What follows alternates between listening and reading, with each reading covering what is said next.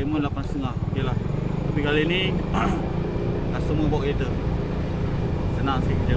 Tak ada nak buat Pakam B2 interchange. Nombor lama nak buang kat kedai, nak masuk nombor baru. Tapi sayang lah, nombor dia tu boleh lah, lawa lah juga. Tapi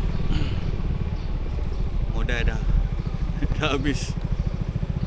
Beli motor baru ni, masuk nombor Julia.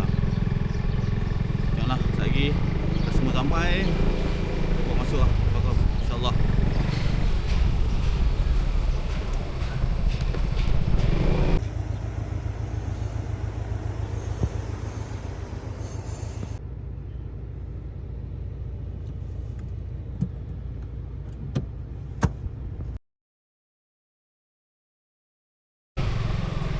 Alhamdulillah, Pakam B2 interchange lulus.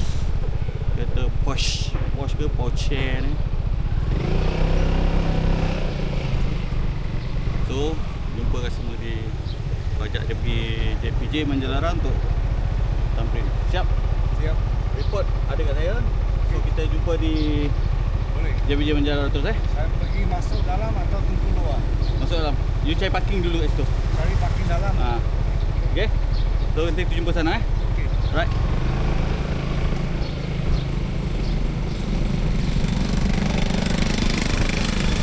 So, Alhamdulillah lulus, settle. Jumpa JPJ terus Manjalarang untuk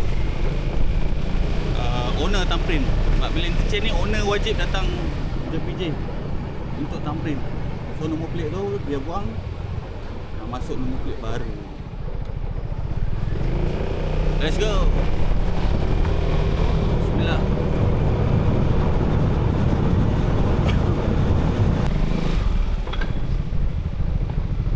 Dah sampai. Tunggu tugas semua ya. Orang semua dah ready. Owner datang sign dan tarikh. Kita mudahkan urusan, InsyaAllah.